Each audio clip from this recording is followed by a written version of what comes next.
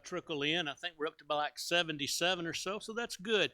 There are some papers back in the back on a table. I would encourage you at some point throughout the day to get one each of those papers. I think there's 7 out there, so be sure and get one of those. There's plenty of copies made for you, and we are looking forward to another session. I want to begin by saying there was a man and a woman. They were a married couple, Fred and June. They always went to the mountains. Every year they'd go to the mountains, Gatlinburg and Pigeon Forge, and Fred always wanted to ride that helicopter, that helicopter ride, but June always said, $50 is $50.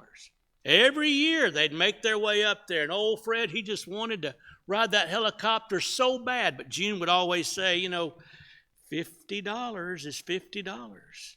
Well, finally, after several years of going there and making memories, Fred was determined to ride that helicopter, but June said, $50 is $50, and the pilot overheard them arguing about that, and he said, let me tell you something. I'll tell you what I'm going to do.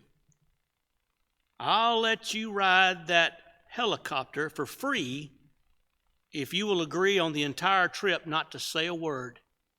He's going to stop him from arguing. Well, they rode the helicopter, and it came back in and landed, and the pilot says, where's your wife? Well, she fell back there. She fell out back there when we were flying. Well, why didn't you say anything? And he said, well, $50 is $50. So anyhow, we'll turn it over to Brother Dean for the remainder of our time.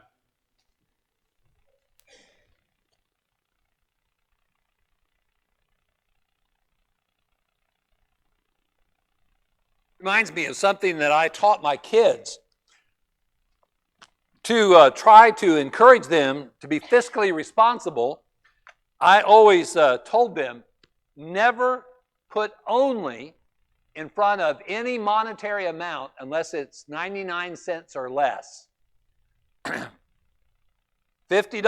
is $50, and 99 cents is 99 cents. It's only 99 cents. But $1, that's not only $1, it's $1. Yeah, perspective does matter. Well, let me share with you a little bit in the way of why I'm doing what I'm doing. The girl that I married was born in Dover, Ohio, and she's the 15-year-old that I met when I first started going to church. We were married for 41 years. Got married when we were 19 years old. She was a great wife, and we were blessed with 3 wonderful daughters. By the way, I suffer with an affliction. It's not in any medical journal, but it's called overexposure to the female gender. When we vote about things to do, I'd always lose 4-1. But then as the kids left home, they all 3 went to Freed-Hardeman University, and then it was just me and my wife, and I just felt a lot better when it was a 1-to-1 tie on voting about what to do. Now, the tie goes to the runner in baseball. Fellas, the tie goes to the wife when you're married. But I felt a whole lot better about losing 1-to-1. It was a lot better than losing 4-to-1. But we were blessed with 3 wonderful daughters. They all are faithful Christians. One is a member at the Laverne, Tennessee church, which is the congregation that oversees the Widowhood Workshop Ministry. One is a member in Villa Rica, Georgia, the church secretary there, and the wife of a deacon. And the other is in Gainesville, Florida, and she is also the wife of a deacon. And all of my 3 daughters, my sons-in-law, and my 5 grandchildren, they are all involved in the Widowhood Workshop Ministry. They all have their jobs or roles that they do. There's a webmaster. There's somebody who takes care of the finances. The kids serve at the annual retreat that we have. You know, for years in the Brotherhood, we've done youth meetings and marriage seminars and family encampments and things like that. When have we ever had a widower retreat? And so my family decided, well, let's host that. Let's start that and let's host that. One of the things I have up here on this table is a bunch of flyers about that event. It's the only one of its kind that I know of in the Brotherhood. And it's the last Friday and Saturday of July. And this is the 5th year that we've hosted this event. It's a very upbeat, very encouraging experience. And we want you all to know about this. You know, if churches will prepare and provide transportation for kids to go to a youth meeting, why wouldn't the church do the same thing about the widows and the widowers and provide them transportation to go to an event exclusively for them? But this is some information about that. We want to encourage you to pick up one of these flyers, share it with anybody that you would like, and we would appreciate you letting others know about that great event.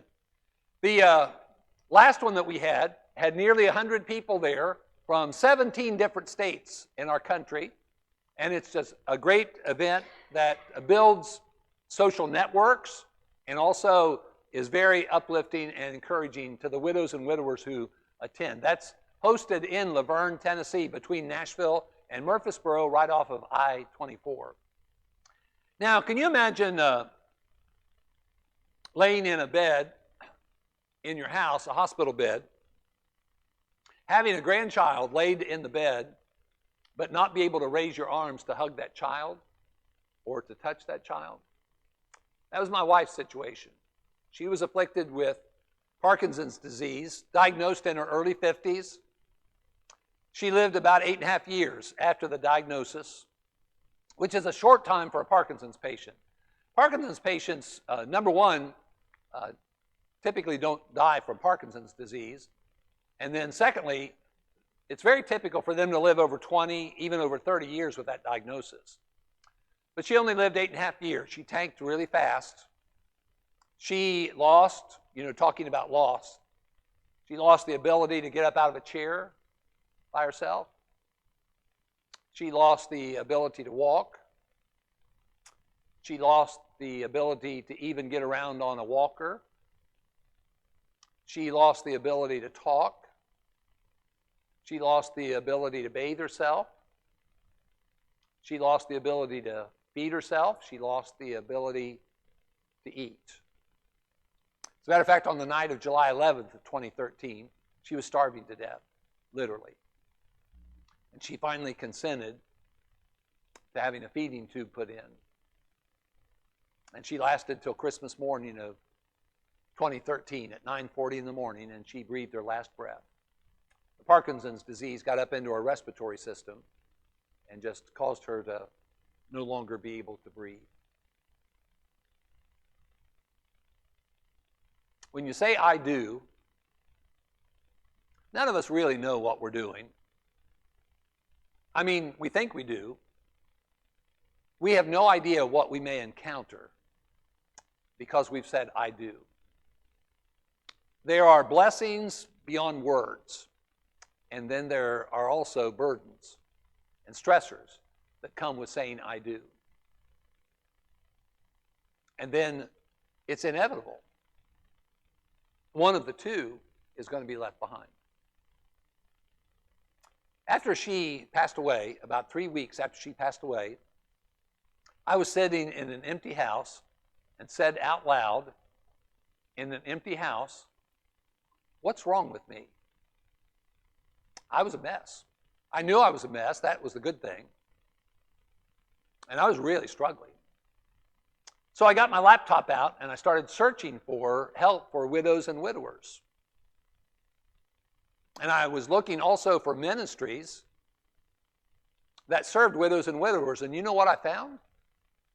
Virtually nothing. And I thought, wow, somebody ought to do something. And I decided, why not me? My family, my children, my sons-in-law, my grandchildren, they bought into it. And this is our family's passion project, the Widowhood Workshop Ministry. What we're going to be talking about is the state of somebody after they've lost their marital mate by death. And I want to share with you some information I'm sure you're not aware of. I wasn't aware of any of this until I started doing some research about it. Those of us who are widowed are a minority, 6% typically, but in our culture and in most Western states, 65 years and older, you're talking about a lot of people who are widowed. A third of the population, 65 years and older. If you break that down, male and female, way over a third of the women, 65 years and older, are widowed. 12% of the men over 65 are widowed. If you drop that number down to 55 years old, almost a third of the women, 55 years and older, are widowed, and 9% of the men. If I were to ask you, name the decade that you most commonly would associate with widowhood, losing your spouse, what decade of life would you typically associate with losing your spouse? When do you think most people would lose their spouse? 60 or 70. 60 or 70? Well, what about 80? Don't we typically think about 60s, but even more than that, 70s and 80s, and certainly in 90s? You think about those people who are still married at that time, you think about them losing their spouse. The average age of a female in our country who is widowed, the average age is 57. Now, to get that number that low, think about how many younger widowed females there'd have to be to drive that number all the way down to 57. Because there's going to be a bunch in the 60s and 70s and 80s and even 90s. The average age of a woman when she's first widowed in our country is 57. 75% of all married women in our country are going to experience widowhood. 75% are going to experience widowhood. After my wife passed away, I had a come to Jesus meeting. And I got to thinking about how, as a preacher in that same church for 32 years at that point, how I'd never once preached a sermon about widowhood. I'd never once taught a class or classes about widowhood. And yet, I was the 12th widowed person in that church. That same night that I said, "What's wrong with me?" I got out the church directory, the pictorial church directory, and I flipped through it with a yellow pad and a pen. And I started writing down the name of every widowed person in that church. There were 8 females, and I was the 4th guy. And I couldn't help but think, why had it not dawned on me to have started a widowhood ministry to help these people who are living their life after loss? And you think loss is hard. And it is. I don't mean to minimize loss. But I'm telling you, loss is one thing, and I'll tell you something that's harder. That's living with the loss. Every day and every night. Living with loss is something that you have to do the rest of your life. No matter what you do, even if you were to remarry, you still have to live with the reality that you've experienced this loss that you will never be able to regain. If you were to marry again, it would be a totally different marriage, and you can't replace a mate. The same thing is true if you've lost a parent or you've lost a child. Once you experience loss, you've got to live with that loss the rest of your life. And living with that loss is a lot harder than the loss itself. 20 million in our country, 20 million. And I can't help but think now, what communities, what faith-based communities are doing anything to encourage, to help people who are living with awful loss in their life? I think it ought to be the Lord's church.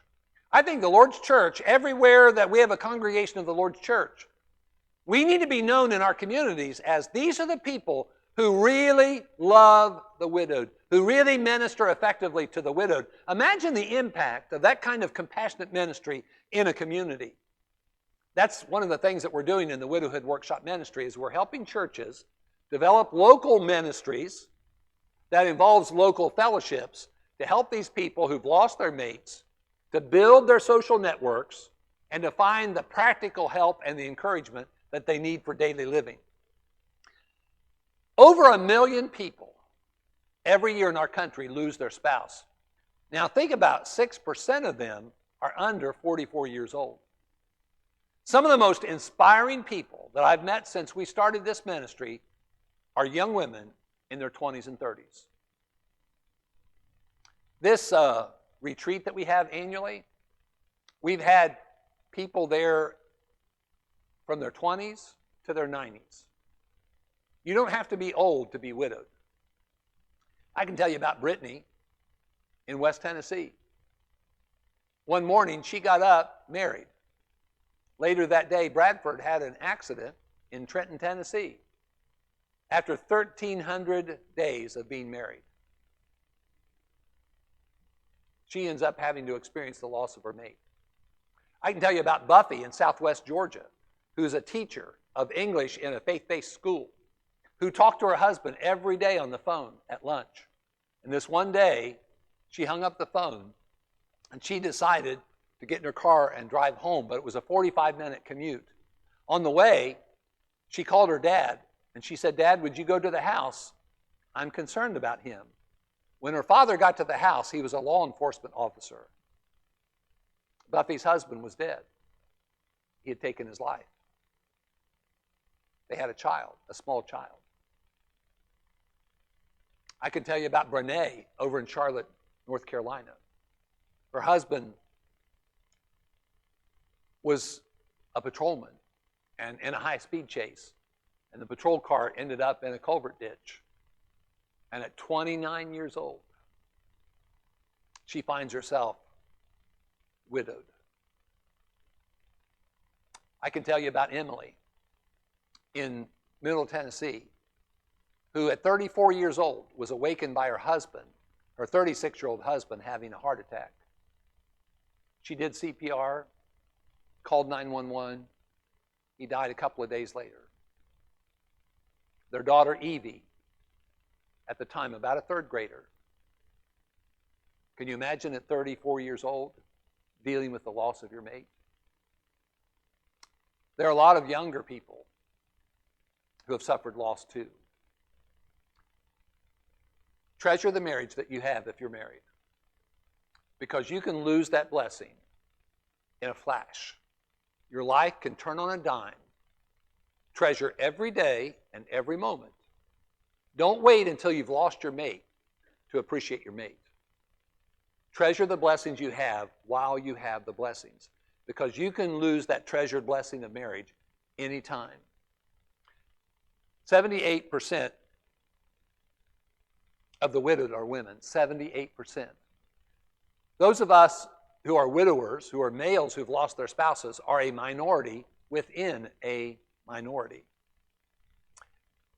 Most research about widowhood, for good reason, focuses on females, because there are 4 to 5 times more widowed females than there are widowed males.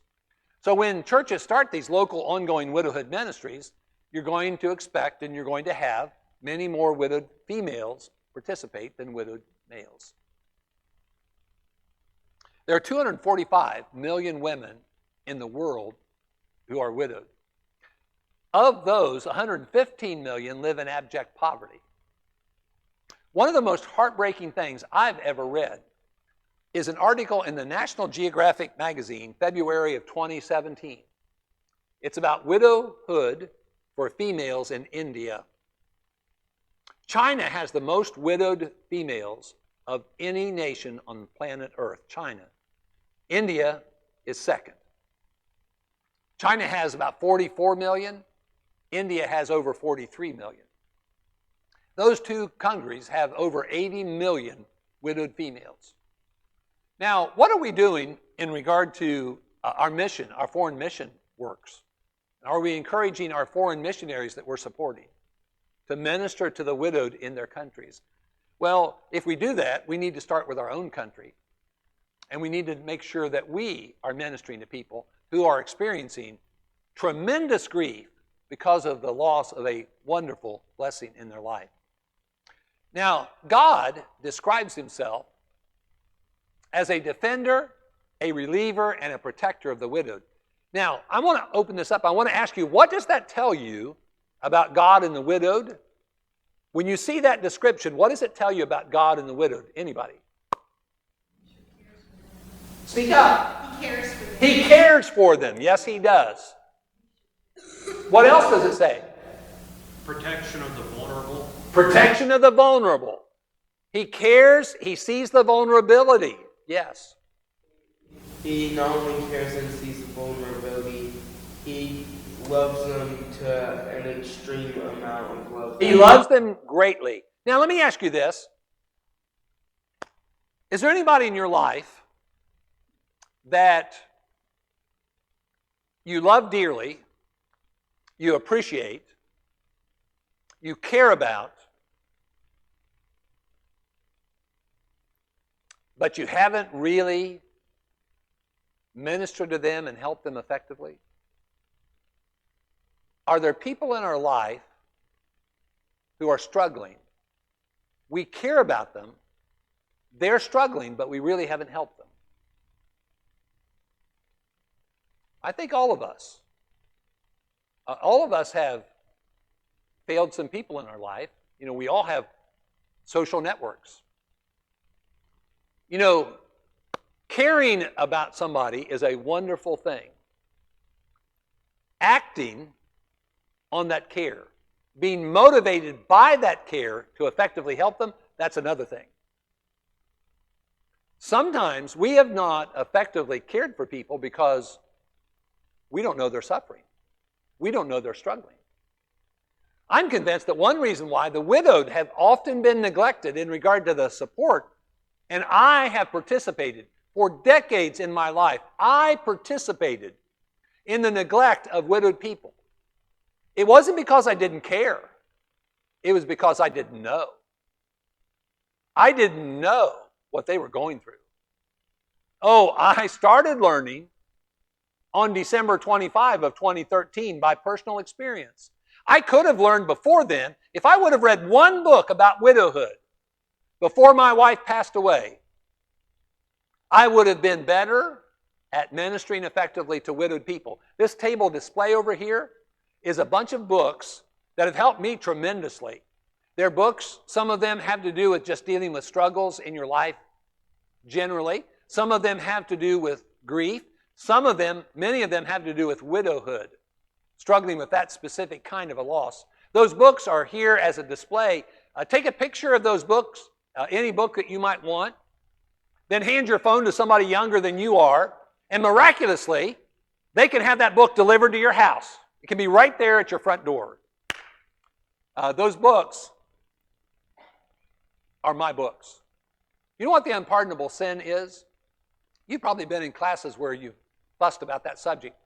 The unpardonable sin is stealing the preacher's books in the house of the Lord. Don't mess with my books. Okay? You can take pictures of them, but don't mess with them. I have written 2 books that are over here. You're welcome to take a look at those. I don't push this real hard, but I've written 2 books about widowhood. I have a 3rd one I'm writing now. One of the books I wrote is called When the End Comes, the end of your marriage, not the end of the world. When the End Comes is the first one. The second one is Before the End Comes.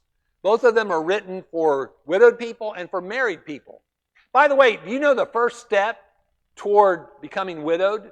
You know what the first step toward becoming widowed is? Saying 2 words. I do. You say I do, and you become at risk of being widowed. See, you can't become widowed until you get hitched. So we need to do some educating, I think, about widowhood before people experience it. Just like we need to do educating about marriage before people get hitched.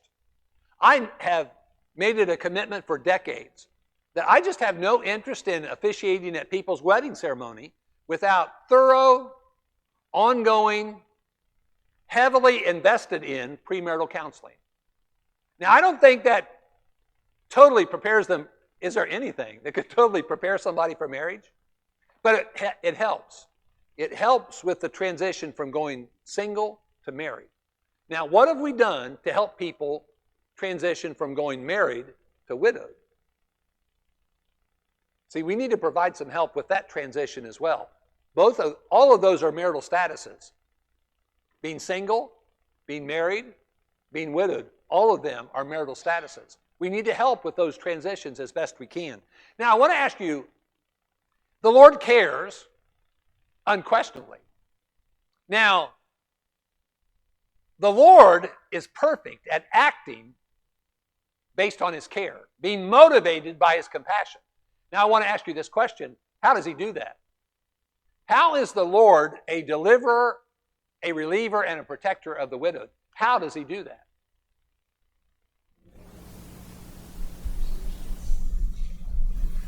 Does this help? He does it through his word, but then there's human beings. Have y'all ever sung the song, "He has no hands but our hands to do his work today. He has no feet but our feet"? God's best work is often done through his people. But his people are not going to do his work, even if they care, if they are unaware of how to do that. We need to learn about widowhood so that we can minister to people who are struggling with what may very well be the most difficult burden they'll bear in their life. And that burden being living with their loss every day and every night. I'm convinced, having spent a lot of time with widowed people, and I think I know more widowed people than the normal, well, I never was normal, but I do know more widowed people, I think, than any normal person. You know the two hardest places for a widowed person to go? Number one is in one room in their house. Do you know what room it is? It's the bedroom. That's an in-your-face reminder of your loss. I've known of people who, for months, would not sleep in their bedroom. They slept on the couch. They had to participate in some heavy, deep grieving before they could ever bring themselves to thinking about going back to the bedroom and sleeping there. You know where the second place is? There are two places that are really hard for a widowed person to go. Is where the spouse loves to go.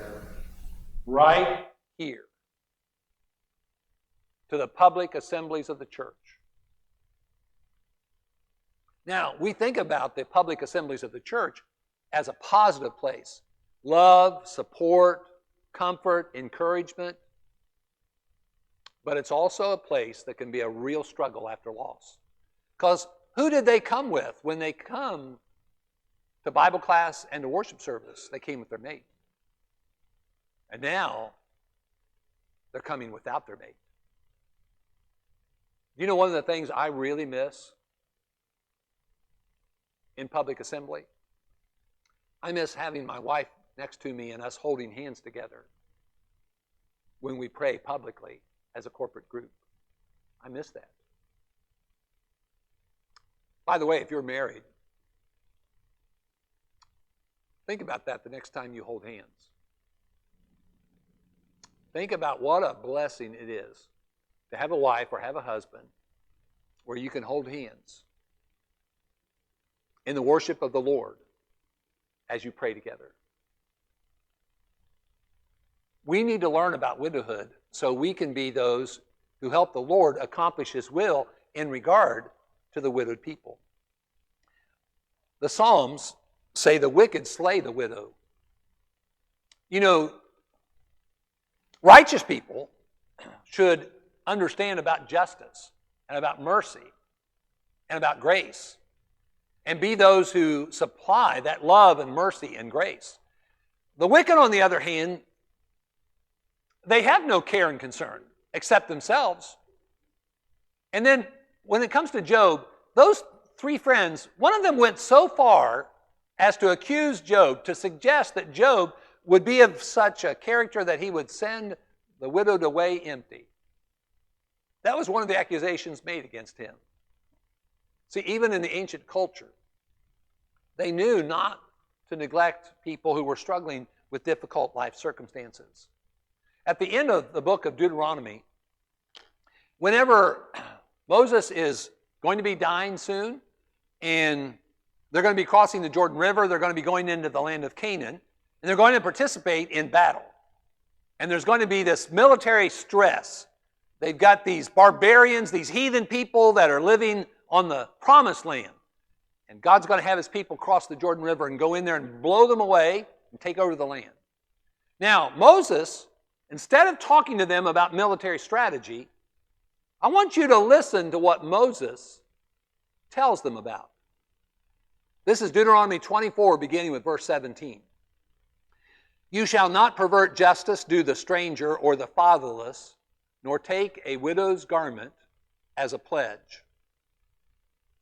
In other words, you don't put the widowed at greater risk of losing more. Don't take their garment as a pledge. And notice he mentions 3 life circumstances. The stranger, some translations say foreigner. The fatherless, some translations say orphan. And the widowed. Now, when you think of those 3 life circumstances, what is the common characteristic of all 3? The stranger, the fatherless, and the widowed. What do all 3 have in common? They're all alone and struggling with a very unique, difficult life circumstance. So here's what he says in regard to them. But you shall remember that you were a slave in Egypt, and the Lord your God redeemed you from there. Therefore I command you to do this thing.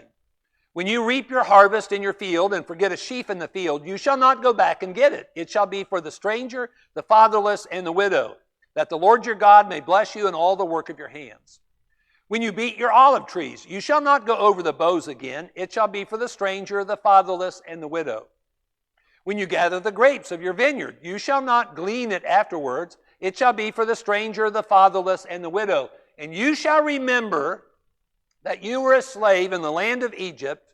Therefore I command you to do this thing. Instead of talking to them about military strategy, he says, here is what you need to be, and here's how you need to behave in regard to people who are struggling with difficult life circumstances.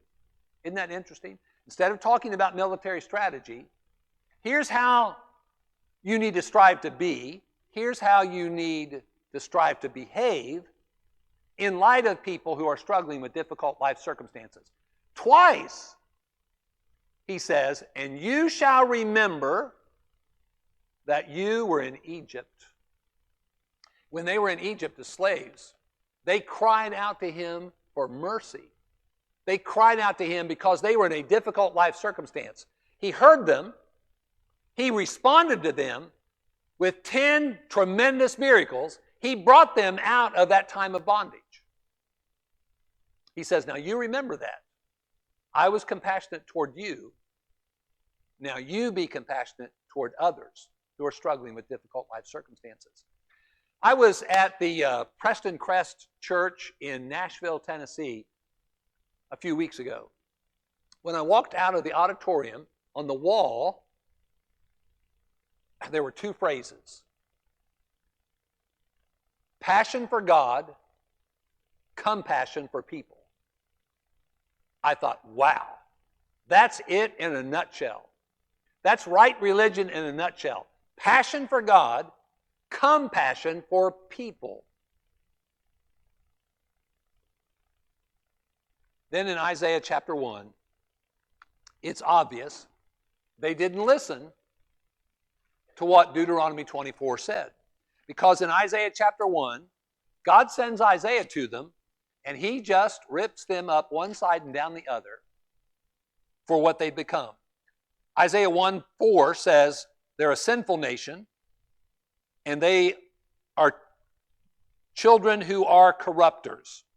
They're likened to Sodom and Gomorrah in Isaiah 1 and verse 10, and they're told to rebuke the oppressor, verse 17, defend the fatherless, and plead for the widow, to correct what they had become. If you read in this chapter, in verse 12, he says, when you come to appear before me, who has required this from your hand to trample my courts? Bring no more futile sacrifices. Incense is an abomination to me. The new moons and the Sabbaths and the calling of assemblies. I cannot endure iniquity and the sacred meeting. Your new moons and your appointed feast my soul hates. You are a trouble to me, and I am weary of bearing them. Here's what he's saying. To put it in contemporary terms, you're coming to Bible study every time the church doors are open. You're coming to worship every time the shepherds have opened the doors and encourage people to come and worship God. But your life outside of that Bible study and worship time, yeah, you may be giving whenever the plate is passed, or you might be punching the right things on your phone to make that electronic donation. But your life out there outside the rest of the time isn't consistent with your worship. You're not living consistent with your worship, honoring me, praising me, fulfilling my will in your fallen world. He's saying, I won't accept your Bible class time and your worship time as honoring me anymore, because you're really not. You're just kind of checking a box. And God says through Isaiah, that's not enough. See, we need to be people who have a compassion that moves us, just like compassion moved Jesus, to do things to help other people. And among those that we need to be helping is the people, I think, that have, by and large, fallen through the cracks. People who've lost their spouses. Jesus accused the Jewish leaders of devouring widows' houses. Now, I'm not sure what that means. I just know it ain't good. That doesn't sound good. They're not ministering, helping compassionately, serving the widowed. They're taking advantage of them. In Acts chapter 6 and verse 1, you've got the neglect of the widows being discussed. And I think it's interesting that of all the things that he could have brought up in regard to ministry weaknesses in the first century church, of all the ministry weaknesses they could have had, I think it's interesting that this is the one that's in his book forevermore. It's a ministry weakness that has to do with the widowed. Now, I want you to think about this for a minute. Brother Wayne Jackson, who's written a commentary on the book of Acts, estimates that at this point in time, when you're reading in the book of Acts, by the time you get to Acts chapter 6, you're probably talking about a church of 20,000. Those of you who are shepherds, wouldn't you love to be, I'm saying this sarcastically, wouldn't you love to be a shepherd in a church of 20,000? Imagine the problems you'd have with 20,000 sheep. You know, the Lord is being added to, the disciples are being multiplied, so you've got thousands of people. Thousands of people, many of whom have come from other places. They did not plan to come to Jerusalem and stay there as long as they ended up being there. Imagine the ministry struggles with supplying for your new brothers and sisters for their life during this unplanned extended time in Jerusalem. Of all the ministry weaknesses that they could have cited, it's this one. Acts 6 and verse 1. Now in those days, when the number of the disciples was multiplying, there arose a complaint against the Hebrews by the Hellenists because their widows were neglected in the daily distribution. I submit to you that in our modern church, in our day and age, that the widowed are being neglected. Not intentionally, unintentionally, because of our inexperience and our ignorance. And I participated in that neglect for decades in my life until I was 61 years old. And in my experience, after loss, living with it, and then studying others who have gone through this living with loss challenge, I'm no longer willing to choose neglect. I want to choose ministry. I want to choose passion for God and compassion for people, especially those with unique needs. James chapter 1 and verse 27 is a familiar passage. This pure and undefiled religion, in the perspective of God, before God and the Father, is this. Now, there are two verbs in that verse. Now, I know for some of you, English class was a nightmare, but go back to that nightmare for just a minute. What are the two verbs in this sentence? Okay, keep and visit. Keep oneself unspotted from the world. That's passion for God. God is holy.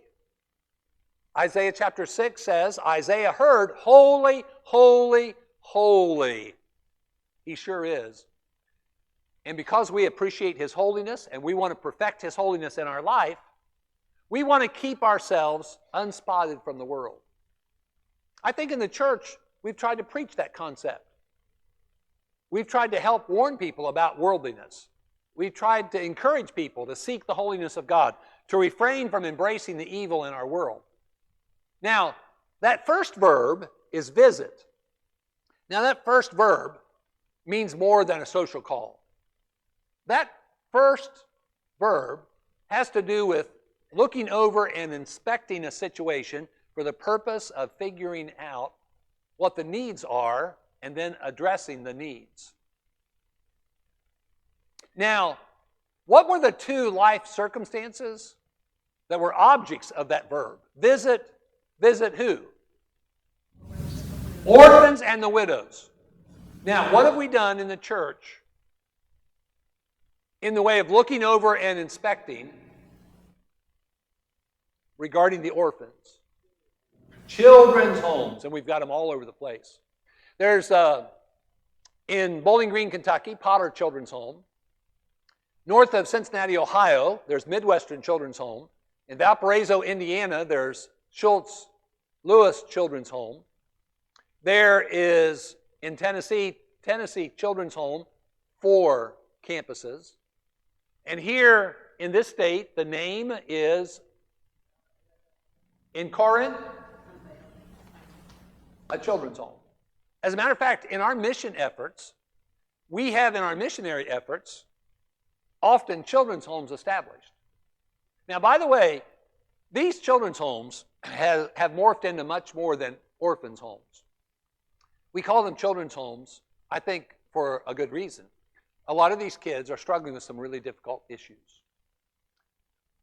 I have some quotes I don't have time to share with you about, for instance, some boys in the Tennessee Children's Home who are there because their mother didn't realize how much beating that she was doing of them because she was drunk. Children who talk about being burned by their parents intentionally. Some children have some behavioral issues. What we're doing now in our children's homes is we're ministering to at-risk kids, kids who are really struggling with difficult life circumstances, and that is great compassion. That is great compassion. If we have passion for God, we should have compassion for people, especially those who are struggling with very difficult life circumstances. Kids are vulnerable. Kids need a lot of help, instruction, encouragement, sometimes correction. They need leadership, and we're trying to do that. And in the church, I was just in Alamosa, Colorado last week.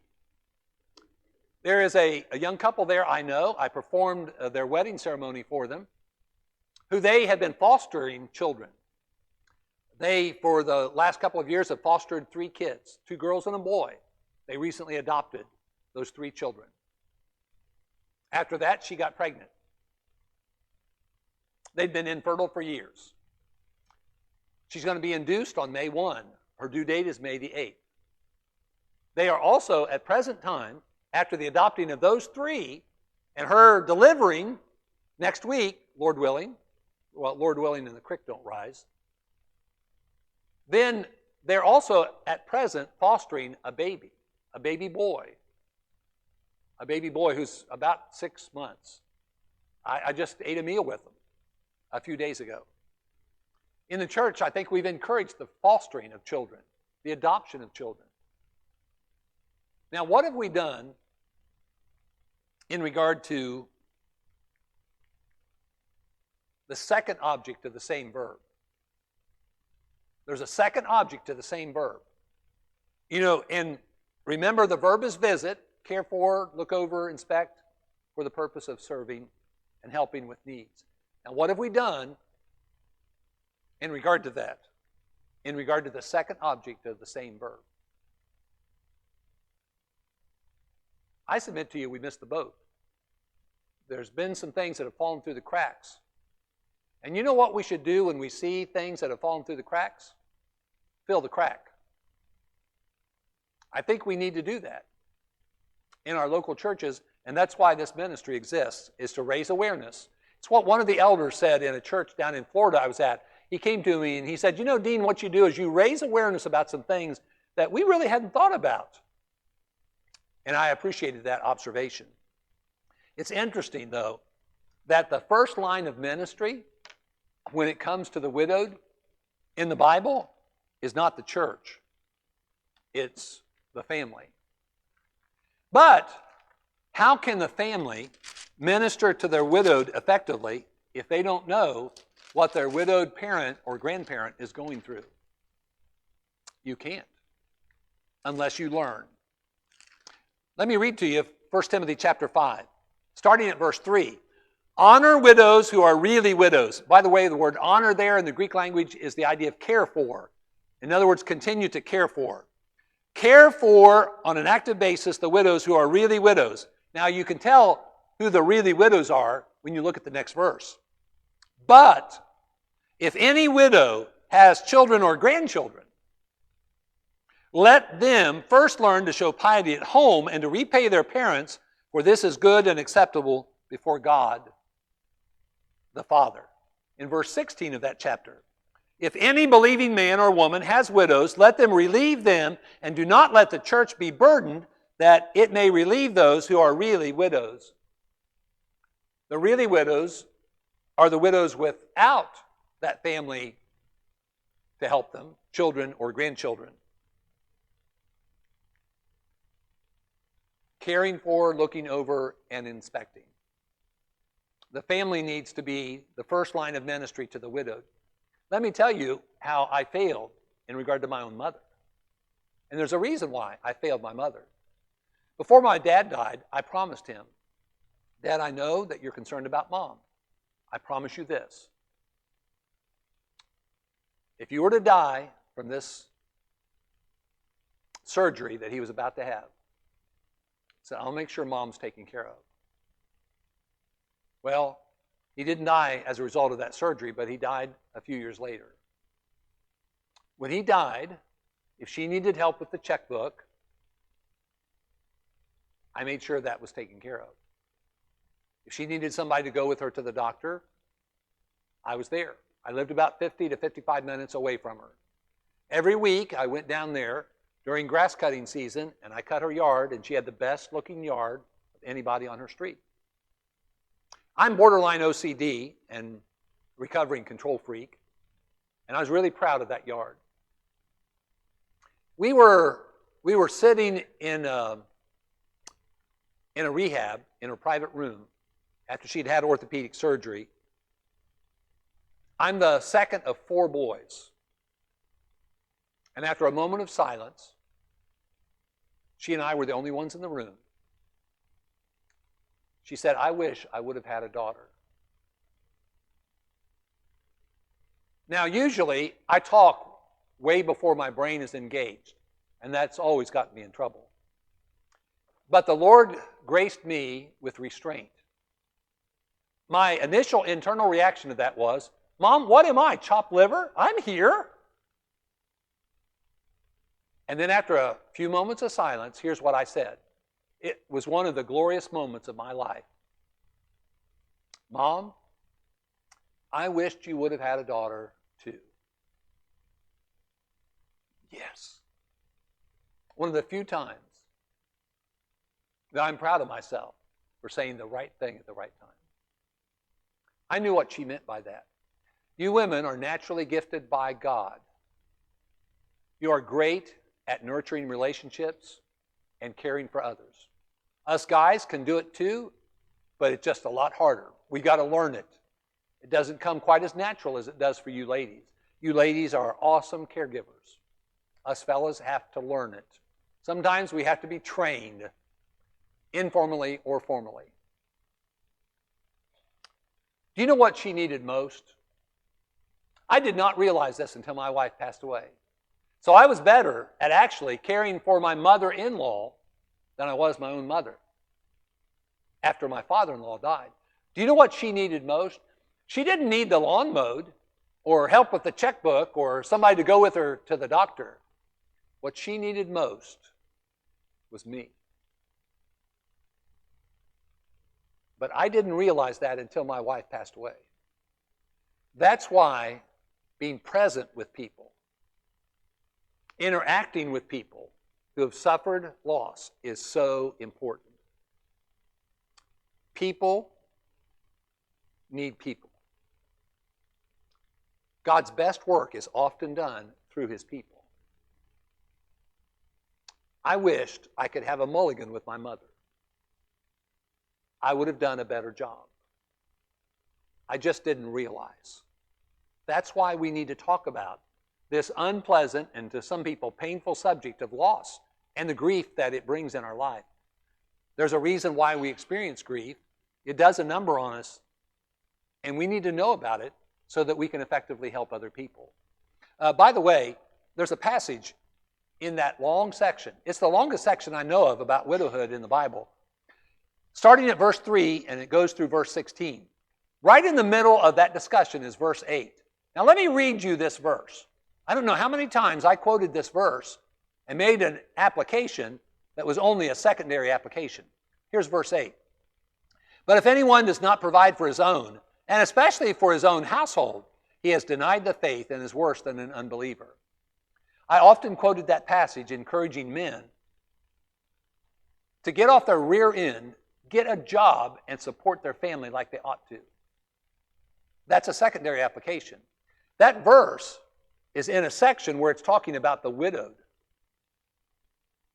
But if anyone does not provide for his own, and especially those of his own household, his own what? His own widowed. The verses prior to verse 8 and the verses after verse 8 is talking about the widowed.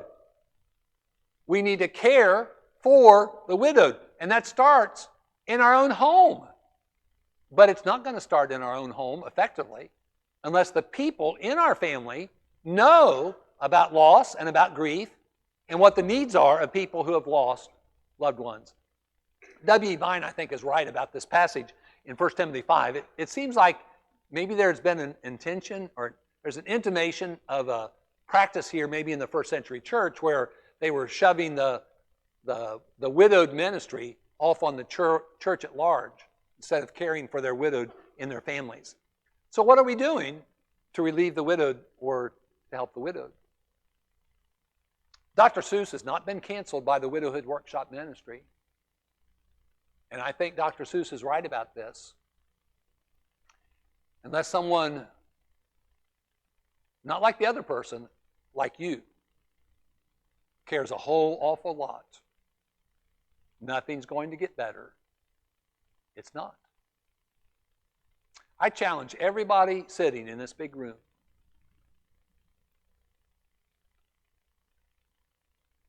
to start ministering to the widowed.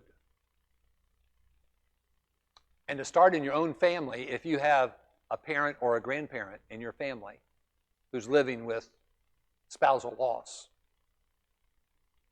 And I encourage this church to reach out to a community that has hundreds of widowed people living in it. You can go to censusreporter.org and you can find out the percentage of females in Boonville, Mississippi, or in this county who are widowed. Maybe while I'm eating lunch, I can go to that particular censusreporter.org and I can find that number for you. I know from glancing at it quickly, there are well over 600 widowed females within the boundaries of the city of Boonville. And I just wonder what church is ministering to those widowed people. That'd be a great thing for this church to be known as.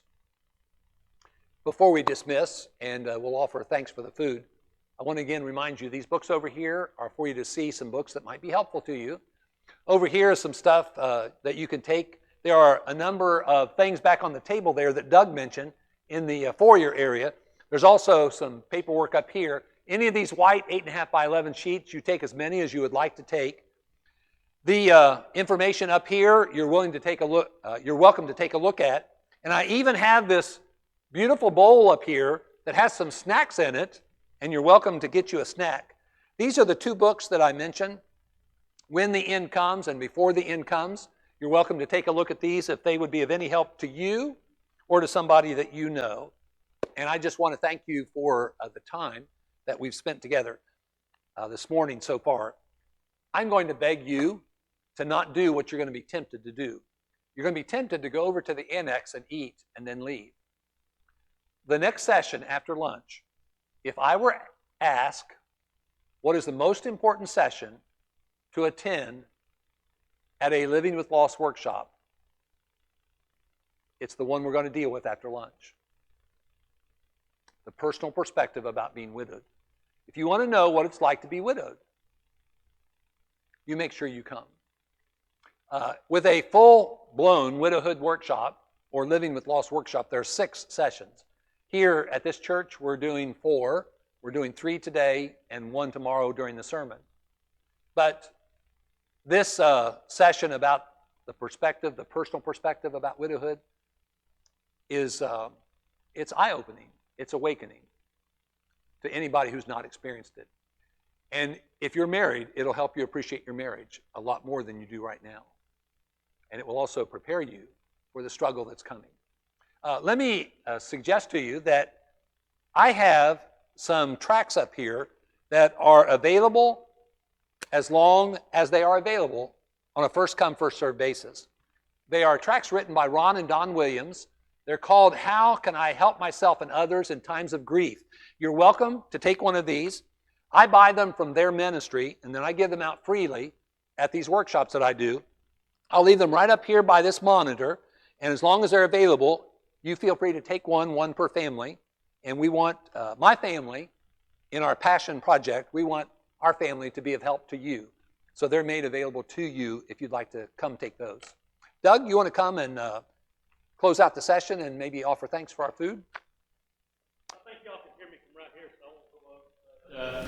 Hope you've enjoyed everything so far. Hope you will heed Brother Miller's advice and come back for the last session. But we've got a delicious lunch prepared for all of you, and I think you'll really enjoy it, and hopefully the fellowship will be even better. But let's have a prayer before we go downstairs to the annex and eat. The next session will begin approximately 12:45. Jim, Brother Jim Estes, one of our elders, I'm going to ask him to come and lead our prayer, and then y'all can be dismissed and make your way down to the annex.